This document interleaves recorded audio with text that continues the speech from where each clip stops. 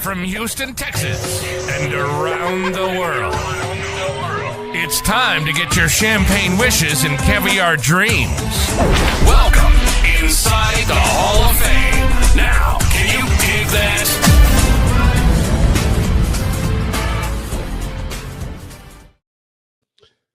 Welcome inside the Hall of Fame. I'm Booker T, 6-time world champ, 2-time Hall of Famer. Got my man Brad Gilmore here with me. As always, we're about to do this thing. I want to thank everybody for stepping inside the Hall of Fame, getting you champagne wishes, caviar dreams, all that. Brad, how you doing, man? How you feel, man? Well, I'm feeling great. How could you not be feeling great off the weekend we had at Reality Wrestling? We got a little K-Pod action in. Then we had the fight of the century, and that same Saturday. You know, I had to spend all Sunday recovering. It was too much excitement for one day, to be honest with you. Yeah. I'm kind of like, I'm starting to show off. Like I said, I want to thank everybody for stepping inside the Hall of Fame. But I'm starting to show off a little somber, man. I just want to pay my respects, to the family of Ricky Hatton. Ricky Hatton passed away. Had two legendary fights with, one with Floyd Mayweather and one with Manny Pacquiao. Both great fights. And not just that. I mean, he had so many great fights. Dude came over here from Ireland and just seemed like brought all of Ireland with him, when he came. As well, passed away at 46 years old, and because I just want to pay my respects to Ricky Hatton and what he did for the game of boxing and entertaining me for so many years, man. Great loss. Like I say, the young age of 40 years old. That just give everybody that knowing, man, that we're not promised tomorrow. Hug your kids, hug your family. Tell them you love them. Yeah, it was shocking. You're the one who told me that Ricky Hatton had passed yesterday, and we were just talking about Ricky making a comeback on the show a few months ago, even at his age, 45, 46. That's an old person to be getting back into the squared circle at times. I think that we live in an era where you don't think that, but yeah, that's a huge lift for somebody. And when you talk about Ricky, great Irishman, and I remember the chants, I think during was it the Pacquiao fight? Oh, Ricky Hatton. Yeah. Oh, Ricky Hatton. That's what was echoing in my head all day yesterday as we found this news out. Definitely very sad. My prayers with his family, all his supporters, his team, his teammates, his coaches, everybody who was getting him ready for a new fight as well. Just always sad when you lose somebody at that age, man. 46 that's nothing. That's like not even halfway through your life for some people, right? So all respect to Ricky Hatton. Yeah, you talk about getting ready for a comeback, but being out of the game, like retiring, young and coming back, like for George Foreman, it wasn't easy.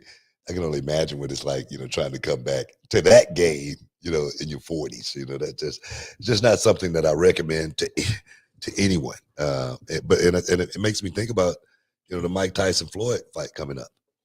A little bit. Yeah. You wonder. What do you think of that fight? Well, we know, we love Mike Tyson. We love Mike Tyson. But that's not a fight that Mike Tyson could win. And like I say, if it's just for exhibition purposes, okay. I can go for that. If it's just for, Mike Tyson to go out and get some exercise, keep the heart pumping. I get that. But as far as those guys going out there and having a real fight, I don't see that happening. I just don't see it happening. This could be the biggest work we've ever seen. I'm serious. We talk about wrestling. This could be perhaps the biggest work of them all. Seriously. Well, you talk about two guys who spend time with the WWE as well, so they know what it's like to promote that character from that aspect. I think that here's my feeling on it. As a fan of the sport of boxing, you're like, you kind of roll your eyes when you hear it, right?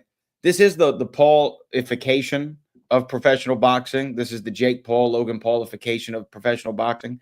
They have opened a lane and a door for guys to continue to make money and go out there and have these exhibition fights. Like each one of these guys have fought one of the Paul brothers, Logan Paul, Floyd, and then Jake, we know earlier this year had the fight against Mike at AT&T Stadium, fight in name only, might I add. there's going to be a market for it. There's going to be hundreds of thousands, millions of people watching this fight. They're probably both going to pick up a nice little check. We know Floyd loves his money. Book. We know he loves his money, so he's going to get up to spend some money. And if he's going to get out of bed to do something like this, even against a guy like Mike Tyson at an advanced age, it's got to be a nice little paycheck for him. So from the fan perspective of me, it's kind of a disappointing announcement. From the sports intrigue of it, like how am I not going to watch it? You know what it kind of reminds me of? A little bit different, but it reminds me of when Chuck Liddell and Tito fought again, right? We knew that was like, okay, all right, guys, this is kind of a little bit too far past the prime for this to be an entertaining fight. And it wasn't an entertaining fight. It was a massacre, or a one-handed massacre from Tito to Chuck, and it was hard to watch, but I still tuned in to watch it. And I feel like they're still going to get my viewership. I don't know how I'm not going to watch this. I tell you this, I'm not going to pay for it. I can tell you that. I'm not paying. I'm not going to pay for it. No. And second, I'm not going to go out of my way to watch it. Normally, when I want to watch a fight, I'll go out of my way to watch it. I'll stay up late. Fight on Saturday. I'll plan around it. You know what I mean? I get everything ready. You know what I mean? Because I want to be, comfortable. But for that fight, I don't see myself, getting myself, geared up to actually, go out of my way to watch that fight. I just don't. You know what I mean? Because we saw I don't want to see Mike get hurt or anything like that. And last time Mike was getting ready for a fight, I think he got, something happened in training, you know what I mean? Where it was not an injury, but a medical issue. Medical issue. Yeah, that's what I'm saying. A medical issue. And when you having you start getting medical issues when you get around 60. Trust me, I know. Speaking from experience, no doubt. I'm serious. Even as good a shape I'm in, I've visited the doctor more these last few years than I have my whole life. You know what I mean? So I do not see Mike going out there and giving a well account of himself at the young age of 60. Okay. I just don't see that happening. So that's why for me, it's not going to be a fight that I'm going to go out of my way to watch, but I'm sure I'll catch it. Clips on YouTube, just like I do with AEW. I know people gonna eat me up about that, but that's the way I watch it. You know what I mean? Sometimes that's the way I watch fights, when I'm really not that interested in the fight. Okay, so yeah. AEW, that fight. AEW fans been killing me lately. I just want to put that out there. They're not letting up on you. Oh man, they won't let up off me. They've been killing me, man. Yeah. What have they been saying? Just my just like the way I compare, Hamilton to wrestling. And a lot of people say that's no comparison. You can't compare something like that to professional wrestling. And me personally, I think I can. You know what I mean? I really do. I mean, the art of Shakespeare, Romeo and Juliet, it plays out in professional wrestling in so many different ways. Yeah, but that's only for the smart wrestlers, to understand and take something away from that and use it. The ones that perhaps, are not. Then again, I wouldn't even put this on the wrestlers. These are fans. These are fans who are speaking. I'm sure they don't know. You know what I'm saying? But no, I think art like that definitely coincide with professional wrestling 100%.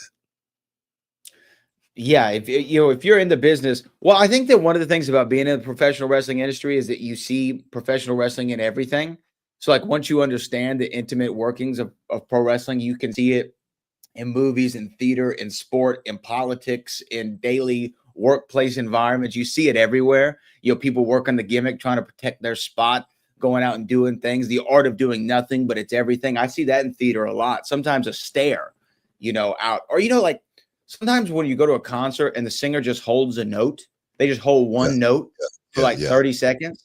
That's nothing, but it brings the crowd in. Do you know what I mean? It's such a wrestling moment. Dramatic. Yeah. Speaking of wrestling, Road Gold Rush went down this weekend, and I want to thank my team, man. I want to thank my team again. You know what? I'm gonna just go ahead and say it. Reality of wrestling is the best damn show out there, outside of like the big companies. We're the best. Reality wrestling is the best. we're at the top of the heat. If you haven't checked out reality wrestling, if you're not in the area, check it out on YouTube. Every weekend we put out brand new shows. It's not, reruns or anything like that. We put out brand new shows. One of the best compliments came from a fan this week, said reality wrestling outside of, the major companies, we have the best storylines, out there. No, I think they even said, even with the big company, we got the best storylines, in all of professional wrestling, even with, what we're stacked up against out there. And I believe it. I really believe in that statement. My guys and my girls, they went out there and they showed up and they showed out, and they do it every single month at Reality of Wrestling, man. I just want to give those guys a round of applause, because they have been doing some really, really good work from top to bottom. I appreciate all of my guys. I really do. Yeah, that Gold Rush show was one of those, like, as soon as the 1, 2, 3 comes on the main event, you kind of look around and go, it was pretty damn good. I don't know too many people who could pull something off like that. The main event, obviously, Gino Medina, Trick Williams for the TNA World Championship was awesome. We had, Cap Jones in the building with his WWE ID Championship. You have the tag team champions, the Command, highlight. That was a highlight of the night for me. Big Luther, come on, man. It's coming up, man. He's going to get signed, man. He's going to be a major star in this business. We're going to take a break, guys. And you're in the Hall of Fame, man. Stick around. We'll be back in a minute. Fellas, let's talk about confidence. The kind of confidence that counts when it's time to step up and deliver. And that's where Blue Chew comes in. Blue Chew is the original brand offering chewable tablets designed to help men achieve stronger, harder, and longer-lasting erections. We're talking about getting in the game and staying in it. And you know what they say, man. If you stay ready, you ain't got to get ready. And with Blue Chew, you can take these chewables anytime, day or night. So you're always good to go when the opportunity strikes. And the best part, the entire process is done online. No doctor's visits, no awkward conversations, no waiting in line at a pharmacy. Ooh, yeah. And Blue Chew is putting their money where their mouth is, offering you a whole month for free. It's simple. You sign up at BlueChew.com and consult with one of their licensed medical providers, and once approved, you'll receive your prescription delivered discreetly right to your door, made in the USA and ready to go when you are. Now, Brad, let's get real. Does it work? Man, they'll mistake you for a soldier at full salute. You'll be pitching a tent like a true Eagle Scout, man. Blue Chew won't stop until every man is bricked up like a brick house. That's the mission, dog. And listen, confidence is key, especially when you're all bricked up. There's nothing sexier than a man who's ready to go. And at BlueChew.com, they can help bring that energy when it matters most. Don't miss out on what could be the best night of your life. Make life easier by getting harder. Discover your options at BlueChew.com, and we've got a deal just for our listeners. Try your first month absolutely free. Visit BlueChew.com, use the promo code Booker, and there's more details and important safety information. And as always, we thank Blue Chew for sponsoring the Hall of Fame podcast. Oh, yeah, man. Welcome back inside the Hall of Fame, y'all. Hey, man, just want to remind everybody, Houston Texans versus the Bucks tonight, Monday Night Football. H is up, H-Town. The voice of the Houston Texans 2025. You're looking at him. You're looking at him right here. So make sure you guys tuned in to ESPN tonight, all right? Because guess who you're going to see? You're going to see your boy doing it big. So now, man, I'm excited. Myself, Brad, the lovely queen, AJ Francis is going to be hanging out with us tonight. We will be at Monday Night Football tonight in the H. So boom, let's get ready to get this thing crunk, man. I'm excited. Yeah, I've never been to a Monday Night Football game. This will probably be my first Monday Night Football game that I've been to. So I'm really excited. Just keep hanging with me. Just keep hanging. You know what I mean? You get a chance to feel the vapors. You know what I mean? The vapors. You know what I'm saying? So no, it's all good. The vapors. You know what? I'm catching a contact from being around Booker T and That's what that. Hey, look, I'll take it. You know what? I'll take it. And I know that we're going to be having primo seating. I don't have to worry about getting in. Parking's taken care of. Shout out to the whole Houston Texans That's what you get, organization. Shout out to Ura, who made all of it possible. Hey, you know what? I will be honest with you. Sitting there, if anybody has not seen the Booker T and Houston Texans video, where all paths lead to the H, with Book kind of getting out of that big jacked up pickup truck, the cowboy boots on, holding the flag, literally holding the flag. The biceps are curling and rippling in the Houston, Texas moonlight. The sweat is beating up and dripping off. It was a great video. It was hot. It was super hot. You know what I mean? And my favorite thing is when they brought over the big chain and you had to put the chain on. That chain weighed so much, you were like, I think I'm gonna have a neck injury from this thing. Gotta have surgery after you wear one of those all night. I don't know how those rappers do it, man. I don't know how those rappers do it. Yeah, with all the gold. Do you remember T-Pain at one time had that huge? It was called the big ass chain because that's what it said. It said big ass chain. Do you remember that? I don't know how you wear the thing around, and I'd be nervous. I'd be nervous to have something like that on. Why? Why is that? Because somebody might come try to. Normally, guys that have something like that have security around them, or gang members, or both. A rapper will have cops and gang members together. That's what I'm saying. You know what I mean? So that normally doesn't happen when somebody walking around with a big chain like that. Well, you know what? Look, I know Reality Wrestling Gold Rush was awesome. People who tuned into Title Match Wrestling got to see it live. You got to see the new Reality Wrestling champion, Danny Limelight. You got to see the Glory champion, AJ Francis, Illa Fatu, Trick Williams, TNA World Champ, so on and so forth. An incredible women's match, by the way. Not just that. Not just. Wait a minute. Hold on 1 second. We got to give big props to the fans. Man, that house was so freaking nuts. The fans came out and represented at Gold Rush, and I tell you, man, it was sold out to the rafters. And I'm gonna tell you, man, it feels good. It feels good to say that. Sold out to the rafters with those new risers going all the way up to the ceiling. And that hard cam shot, man, it was beautiful. A beautiful, beautiful thing. As well as construction crew is going back in the morning. All right.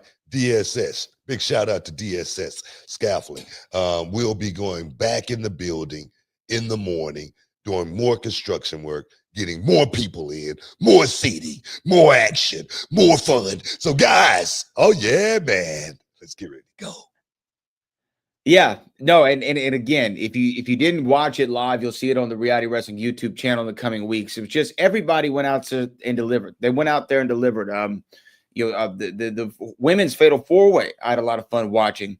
Zeta Steele and Kaya Dream and Lady Bird, Monica Monroe, and Maya World. They went out there and they represented. Again, the whole thing. I was reading something on Twitter that Maya World had forgot her gear at home. That's true. Oh, wow. She made up for it. She went out there, she threw something together. And she was working. The women in the locker room rallied around her. Awesome, yeah. Man. That's good. I know how that feels. I've done that a couple of times myself. Yeah. What did you do when you opened the bag and there's no gear in there? Can't remember what I did for that night.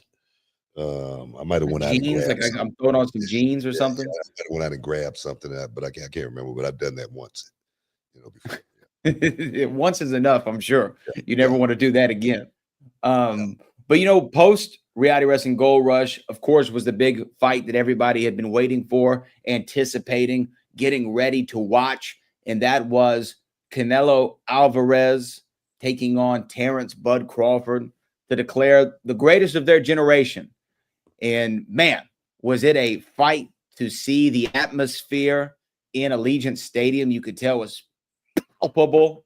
Both of these men were ready, willing, and able to go out there and lock horns. And this is, let me ask you this. This is a boxing match that I feel 5 to 10 years ago would have never happened.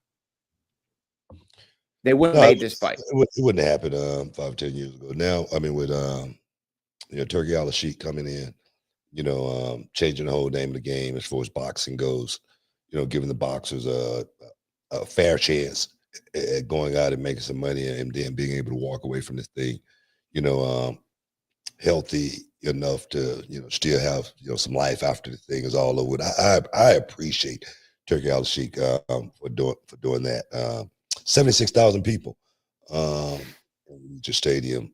So that was a win. That was a win in every shape, way, form. My thing though is, fights just aren't the way they used to be. You know what I mean? This was a mega fight. This is a mega fight, and it drew like a mega fight. But the anticipation of seeing the mega fight, I don't know if that came to fruition for me. It was a fight, you know what I mean? But nothing really happened in the fight that made me really feel like we were seeing something that was extraordinarily special. I don't know. I could be wrong. To me, that's just the way it felt, watching the fight, because nothing really dramatic happened in the fight all night. So it wasn't Sugar Ray Leonard and Tommy Hearns. You know what I mean? It wasn't Hagler, Leonard. You know what I mean? It wasn't none of that. So for me, it was a good fight. It wasn't Roberto Duran, Sugar Ray Leonard. It was nothing nowhere near, something, of that magnitude. So for me, it was a somewhat of a lackluster fight. Well, I understand that. Yes, there wasn't a huge dramatic stomp from one guy to the other, bloodbath, incredible exchanges, knockdowns, get-ups, all the drama of a huge fight. Maybe you would think of going back even to the days of Ali and Foreman at the Rumble in the Jungle with the Thriller Manila. None of that happened. But at the same time, when you say nothing special happened in the fight, I actually disagree with that, because what we saw, the performance from Terence Crawford, was special in the sense of he went out there and he did something that he was the underdog. People really did not think that he could go out there and go up 2 weight classes, first got to do it, and become a unified champion at 168 against a guy like Canelo Alvarez, who, yes, I think he's on the back half of his prime. I don't think he's on the ascent. I don't think he's standing on the mountaintop of it. I think he's on the backside of it. But nevertheless, went out there and dominated the fight. There was never a time where you were worried about Terence Crawford at all. That 5th round, maybe, but other than that, he was a complete powerhouse. And I thought that was a special performance from Terence Crawford. He didn't knock anybody out, but he did look like the best fighter on the planet. Yeah, I'm not taking anything away from Terence Crawford. I'm not going to do that. Because both of these guys, I'm not taking anything away from Canelo either. You know what I mean? Canelo Alvarez, 35 years old, right? Terence Crawford, 36, 37 years old. Both of those guys. 37. Yeah, both of those guys, so it wasn't a huge advantage, for either guy other than, the two weight classes. I think Terence Crawford handled that jump relatively easy. I thought in the fight, Terence was stronger. I don't know if he was bigger, but he definitely was stronger. You could see all the wear and tear on Canelo Alvarez as well. Canelo did everything he possibly could do to win this fight. By the rehydration clause, that went out of the window. Guy looked like a light heavyweight, in there. He had only one game plan, and that was throw big shots. That was it. He had no jab. All he was doing was the left hook to the body and the right hand over the top. That's all he was doing. He was looking for the left hand to set something up, but it just never did. Bud didn't take the bait or anything like that. Bud was a better boxer. He was just a better pure boxer. And there again, I'm not saying Bud didn't do anything special. Yeah, he's an undisputed champion now. He can retire right now. All right. He's got more money than he's ever going to make from one fight. So if you have another one, that's just going to be icing on the cake for him. Whatever he does, it's definitely going to be at his behest. But my thing is this: like I say, as far as the fight build up and all the hoopla, it didn't live up to the expectations. That's just me. It wasn't what you wanted from a. Yes, I understand. It wasn't what you wanted as far as that dramatic fight or a comeback from behind victory from one guy or the other, or you can't believe what you're seeing. It wasn't Balboa and Creed. It wasn't Spence Crawford. It wasn't Spence Crawford.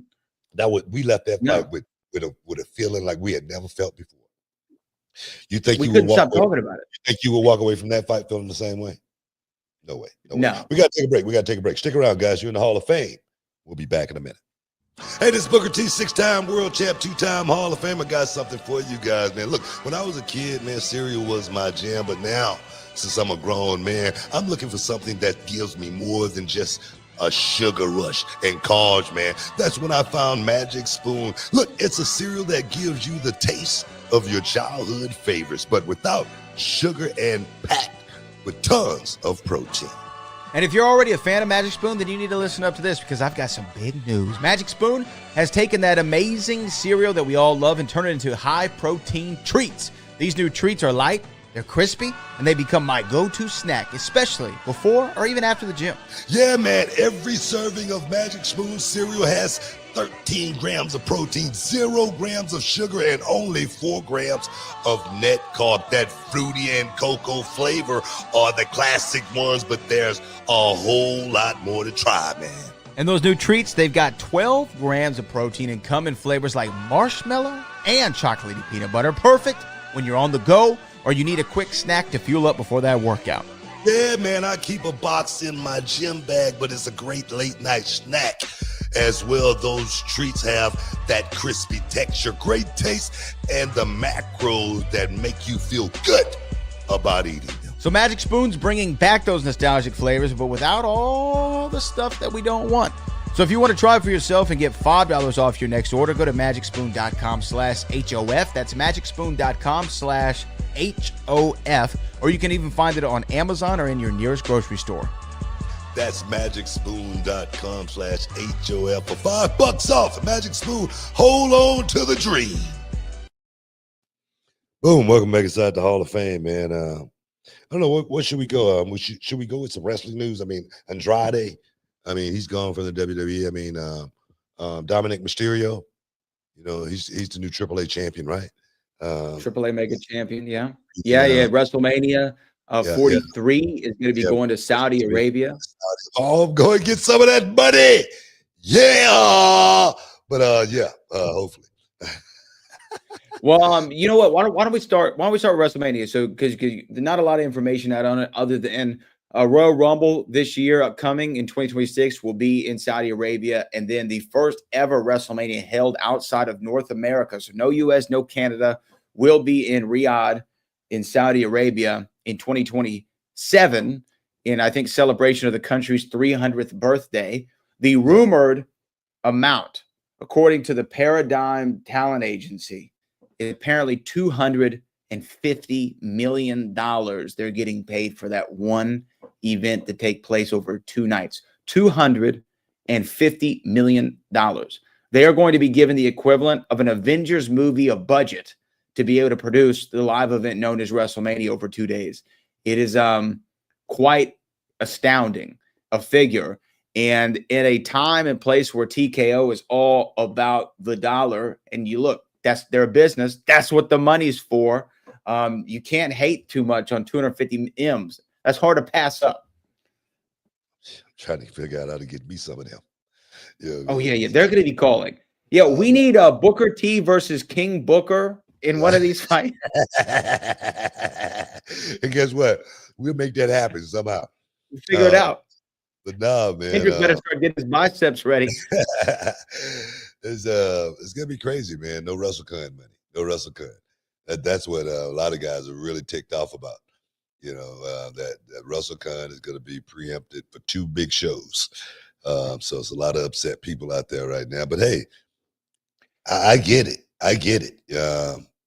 It is about dollars and cents at the end of the day. It is about the talent and being able to create a lot of revenue to pay these guys. You know what I mean? Hopefully they're making the most money that they've ever made in their lives. Because the thing is, it didn't last forever. You want to make as much money as you possibly can out of the thing and be ready to parlay it into something else. So for me, I get it. For the people that's upset, I understand their gripe, but for me as a businessman, this is what I say. What would you do? I got to pick up a check. You know what I mean? Because I got to think about the life of my business and how am I going to pay this talent, this overhead? There's a lot of money. You know what I mean? It's just hard to pass up a check like that, especially when you have it. Look, we all knew they're going to get WrestleMania eventually. This is not a surprise, I don't think, to anybody, because if you follow the tea leaves of what we've had here for Saudi Arabia, they've had an elimination chamber. They've had a king and queen of the ring. So for them to get Royal Rumble and then WrestleMania is not a shock to me in the slightest. Yeah, and as far as an American wrestling fan, we are unbelievably spoiled to be able to have all the events that we get in a calendar year here stateside. And I know the national audiences and international audiences, more like it, have been getting a bigger benefit as of late with WWE being on the road more worldwide. And I think that that's great. I also think what an opportunity if you're All Elite Wrestling. What a great opportunity, because WrestleMania is going to be in Saudi, which means you're going to have a whole contingent of North American fans who normally are used to spending their money to travel to another state to watch this big WrestleMania every year, who may not want to make the trip to Saudi Arabia for whatever reason that may be, too long of a flight, too high of cost, don't feel comfortable, whatever the case might be. So now if I'm AEW and Saudi's going to be, WrestleMania and Saudi's going to be running earlier in the day, why not do a big show stateside in the evening hours, get the WrestleCon money? You know what I mean? Still do the big event. I think that this is a great opening lane right now for AEW. I would take advantage of this. Yeah. You from a business perspective, that may sound good, but if it flop, you got egg all over your face. So me personally, I wouldn't even want to try to venture in doing something like that. Me personally, just because I wouldn't want to take the risk of losing, and there again looking a certain way because I was just trying to do something because of. It's just me. Well, old school days when they would run a pay-per-view, WWE would run Survivor Series. They would run a Clash of the Champions the same night to try to get that free television audience to not tune into the pay-per-view. I get it. But the thing is, you might be shooting yourself in the foot, because that's like, big bank take little bank, so little banks now is trying to take big bank. That's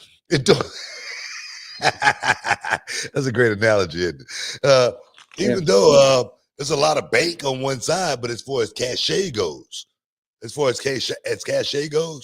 on this side is so much more bank on this side. You know what I mean? So, nah, man, I wouldn't want to delve into that just because I would not want to, back myself into a corner.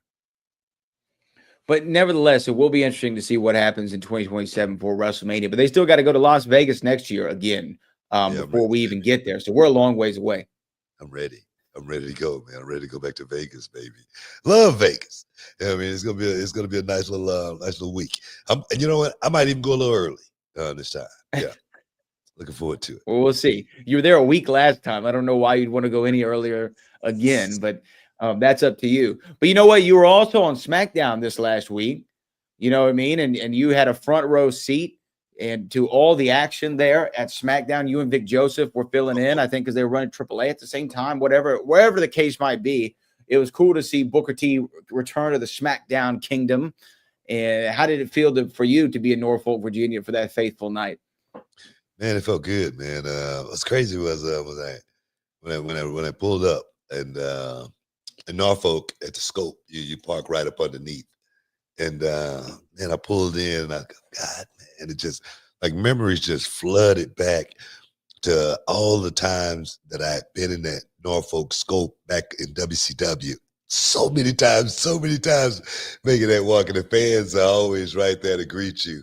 They're looking for pictures, autographs, and whatnot. So it was just amazing.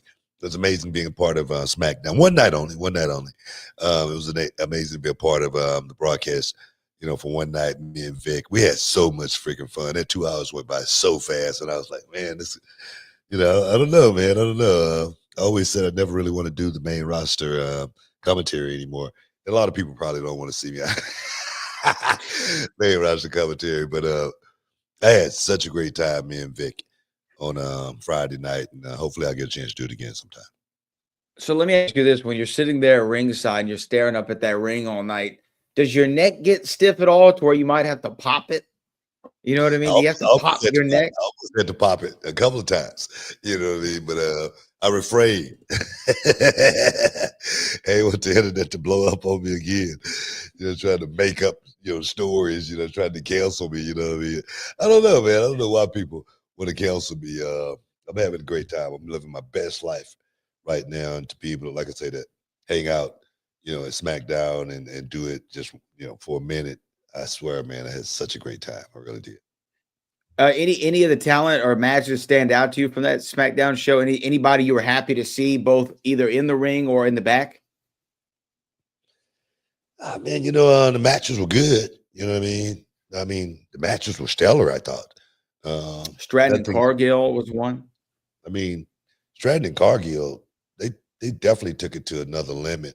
There's a couple of things in that match, that me personally, I wish I had a chance to work with Jade Cargill, and really got a chance to fine tune some things with Jade Cargill to really put her on the right path of going out there and doing what I know she wants to do more than anything, and that's take over the WWE Women's Division. That's win the World Championship. I know that should be the goal for most people getting into this business.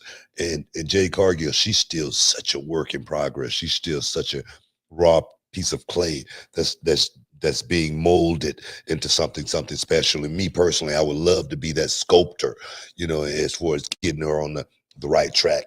And hopefully if she hears this message, Jade, give me a call so we can get you down to reality of wrestling. And we can get in the laboratory. We can put the black mask on and start asking ourselves those serious questions. You know what I mean? So let's go to work. Let's go to work. Put the black mask on. Self-interrogation mode. Self-interrogation mode. That's when you start asking yourself the real questions, the tough questions. Am I really made for this? Is it really my time? You know what I mean? What is it going to take for me to take over? That's what I'm talking about, putting the black mask on, asking the tough questions. I hear you. Well, you know what? To me, it was cool to see King Booker back on SmackDown. What do you let Vic get away with a few too many jabs, I think. I feel like you need to jab him back. You know what, bro? You can't be unprofessional and do stuff on television. You know what I mean? I may have wanted to do something, but you don't want to do it on television. That's when you check somebody in the back. You pull them aside in the bathroom. You know what I mean? Where it's only one stall in there. You know what I'm saying? And you take care of business. That's the way we do it. You know what I mean? No, you feel me?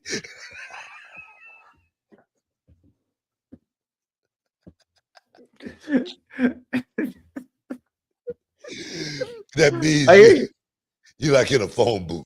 You know what I'm saying? Yeah. And you ain't got nowhere to run. It's a fight about to go down. I hear you. I'm with you. Do we take a break? Please, God, say we do. Take a damn break. Stick around. You're not Hall of Fame. We'll be back in a minute.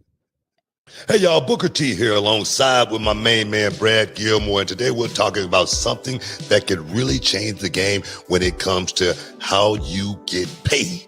That's right, Booker, because let's face it, life doesn't just happen every 2 weeks. So why wait for a payday? With EarnIn, the money you've earned already can be in your hands today. EarnIn is this incredible app that lets you access your pay as you earn it. We're talking about up to $100 per day and up to $750 each pay period. All you got to do is download the EarnIn app, verify your paycheck, and boom, you can access up to $100 a day as you work. And the cool part, you just leave an optional tip, and any money you access plus the tip gets repaid when your next paycheck rolls in.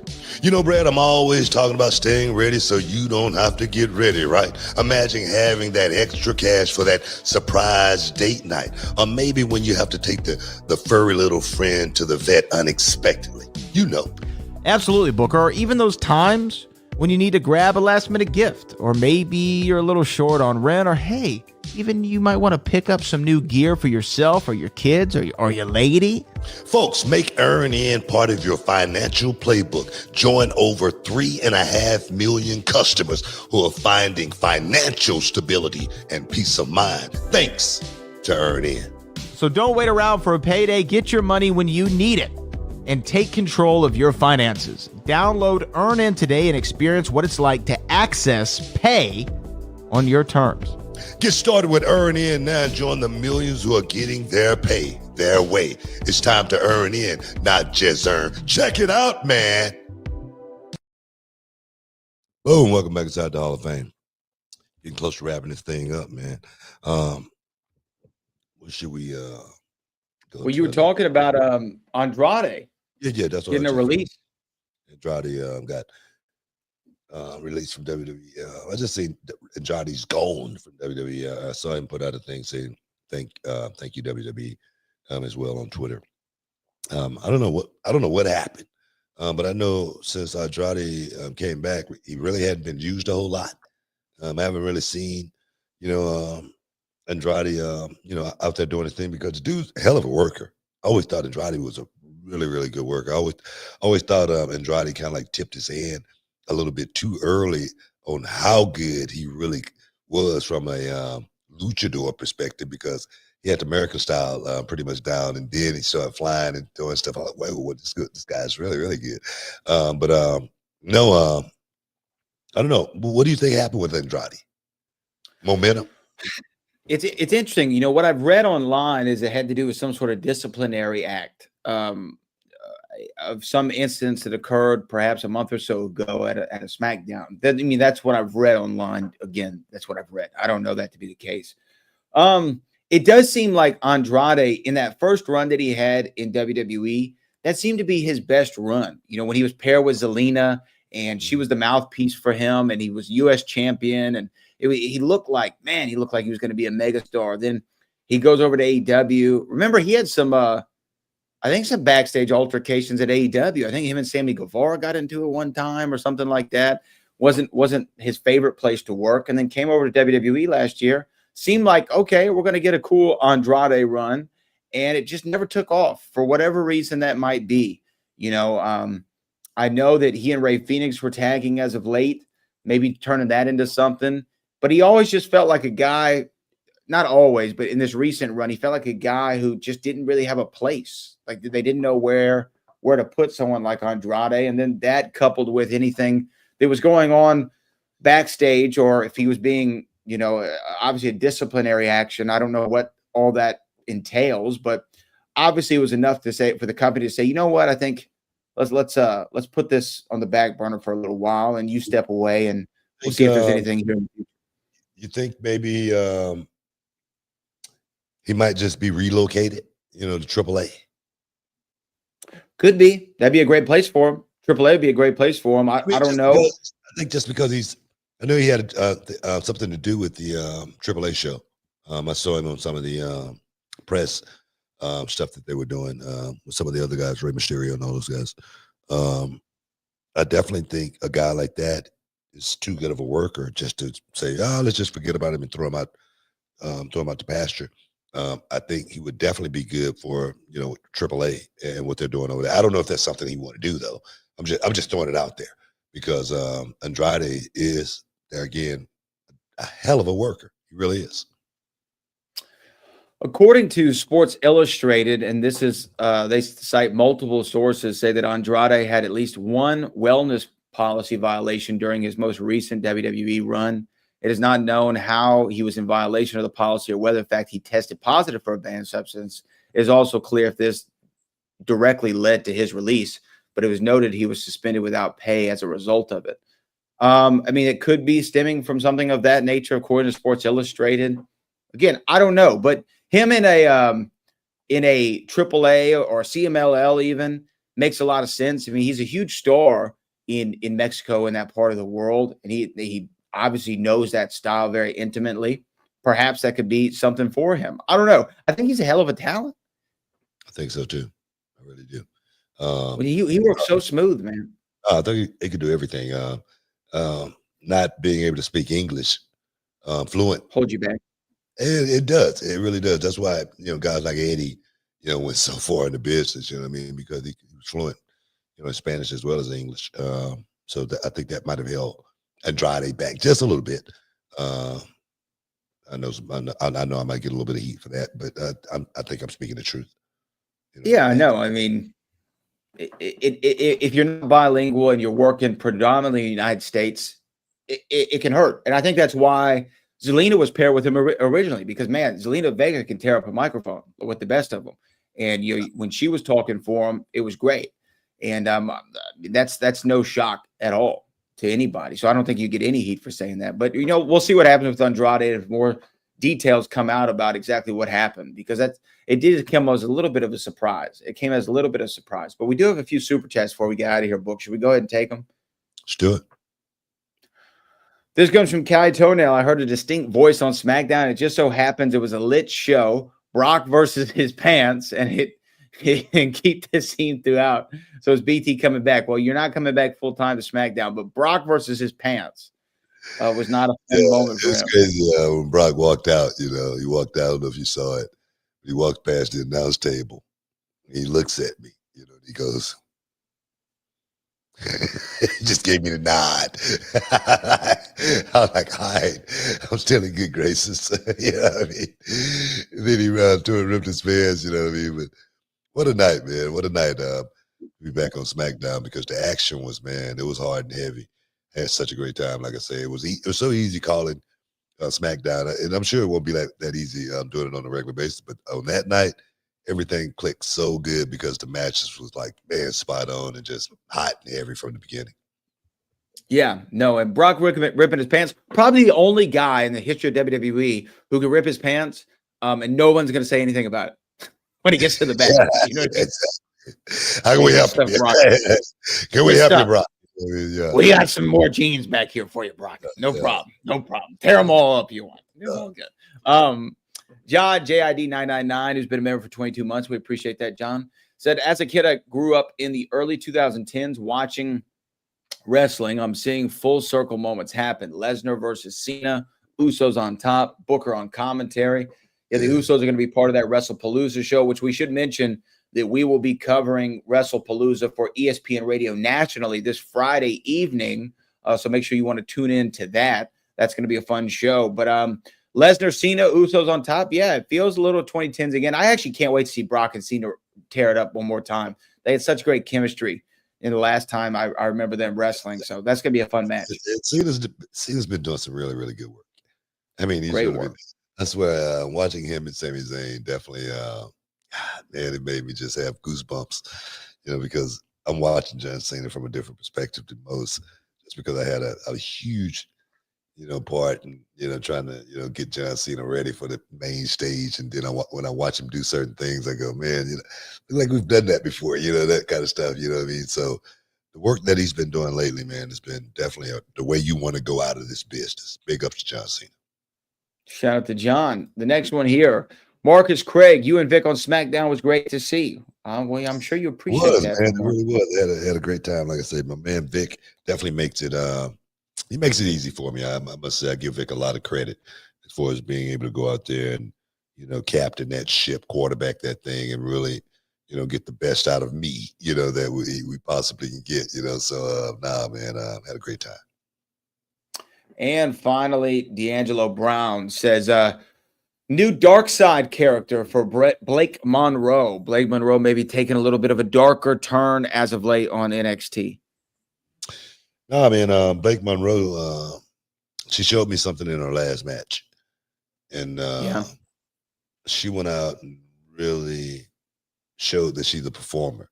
She's a real worker. She's not just somebody that a pretty face or anything like that. She can really go out and perform in the ring at a very high level. That's what I want to see from Blake more than anything. And she definitely, I'm a fan. I'm a fan of Blake Monroe going forward. The thing is, the report card was out, and I think I mentioned that. I wasn't going to just be, be one of those guys to say, I like her just because, she's here and I've heard a lot about her. Now, you got to show me something, and Blake Monroe definitely I think she has the goods. She really does. I've always been a big fan of Blake Monroe, and her in WWE obviously made a lot of sense to me when she came in. But, you know, the women's division is so stacked that you're right. You have to really step up. You have to step up in that NXT women's roster to get noticed and to be on the map. And I think that she's doing all the right things so far. She's doing all the right things so far. And if the wrestling's good, the character's good, the look is good, the presence is good, the entrance is good, good things are going to happen for Blake Monroe. There's no doubt about it. Money. I see a star. I see a star in the making. You know what I mean? That's what NXT is all about. You know, it's a pit stop for stars. And Blake is definitely just making a stop in NXT to move on to bigger and better things, baby. Oh, yes. We know book tonight at NRG Stadium, the Texans, Tampa Bay Buccaneers. We're going to have our H's up. We're going to be representing Monday Night Football. Are we going all the way to the Super Bowl this year? Are we going to do it? Are we going to do it with the H's up high? You know what? I'm not gonna predict something like that. I don't want to jinx us. I mean, I just want them boys to go out there and work harder than anybody else. Go out there and leave everything on the field. It's about going out there and taking care of business on this beautiful, beautiful Monday night, like you say at NRG. Who's going to be representing H-Town? Oh, yes, man. They should have paid me for that little drop right there, but that's another story. But we got to get in the invoice. We got to get up out of here, man. Want to thank everybody for stepping inside the Hall of Fame, getting your champagne wishes, caviar dreams, baby. Like Brad said, we getting ready to get ready to hit the NRG and watch these Texans play. Brad, for all the heavy lifting as always. Until next time here inside the Hall of Fame. Peace. We love you. And we out.